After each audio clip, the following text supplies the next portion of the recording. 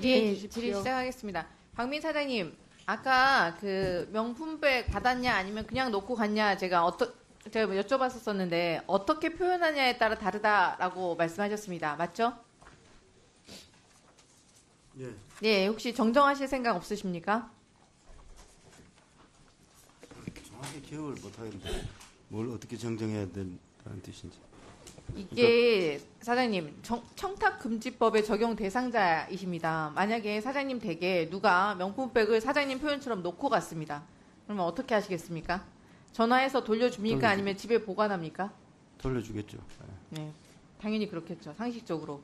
부인께서 명품백 받으면 돌려줍니까? 부인이 받아도 돌려주시는 거죠? 아, 그래야죠. 예. 네, 알겠습니다.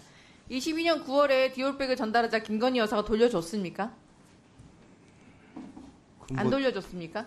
보관을 뭐 지시했다고 이렇게 보도도 나오는데 그에 대한 제가 정확하게 기억하고 돌려줬다, 있습니다. 돌려 안 24년 올해 지금 24년 8월 현재까지도 돌려주지 않고 있습니다. 놓고 간 물건인데 왜 안 돌려줍니까? 그럼 제가 안 돌려준 게 아니라 제가 답변할 건 아닌 것 같은데. 김건희 여사가 2022년 6월 180만 원 상당의 샤넬 향수와 화장품 세트도 받았습니다. 여기 보이시죠? 받은 건 팩트입니다. 김 여사 측도 인정을 했습니다. 김건희 여사가 선물 준다는 카톡에 뭐라고 답변을 했습니까?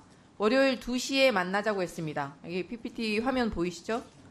취재윤리 문제 충분히 제기하실 수 있습니다. 그런데 받았는지 놓고 갔는지 이게 표현의 문제입니까? 이게 무슨 해괴망측한 궤변입니까? 그게 받은 거 아닙니까? 근데 이걸 저한테 받았니 만약 이걸 묻는 게 적절한가요?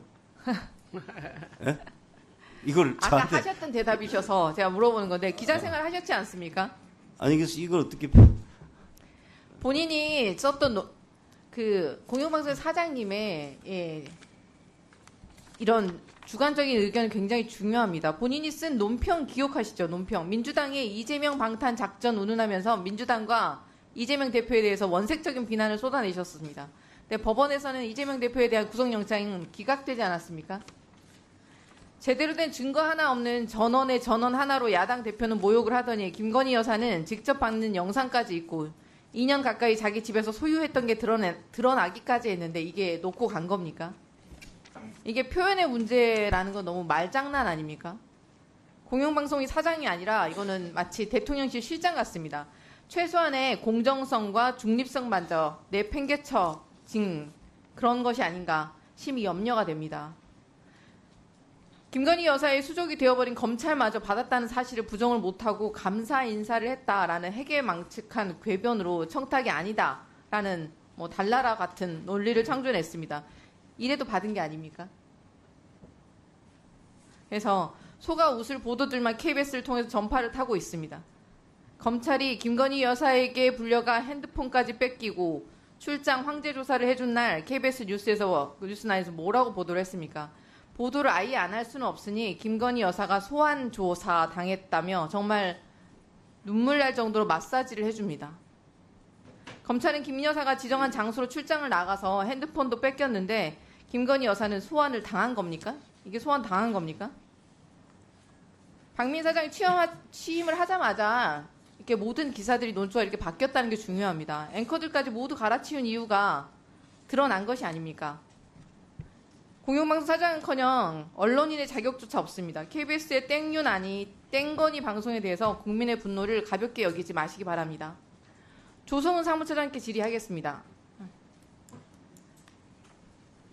소장님 지난 질의에서 법원 판결이 나오면 방통위는 따라야 한다고 말씀하셨습니다. 그렇죠? 예, 그렇습니다. 네. 이진숙 방통위원장이 박문진 이사 선임 집행정지 판결이 나오자 본인이 SNS에 공유한 글이 있습니다. 한번 보여주시죠.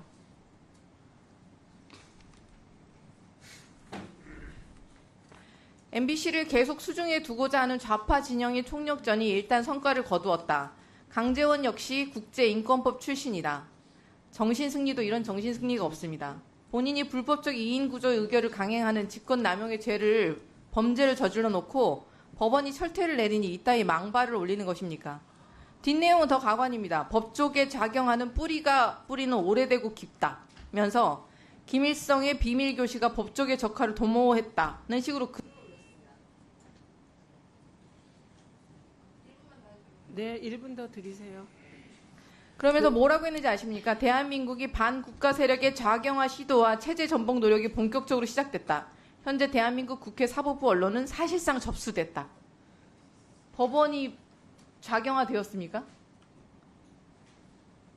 그러면 더불어민주당, 조국혁신당, 개혁신당 여기 국회의원님들께서 좌경화되어서 반국가 세력으로 암약하고 있다고 보십니까?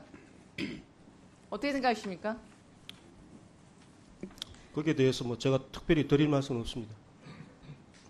이진숙 위원장이라고 부르기도 아깝습니다. 이분은 정말 제정신이 아닌 것 같습니다. 메카시즘 광풍 수준을 넘어서 이 정도면 공직을 수행할 이성이 남아있는지조차도 의문입니다.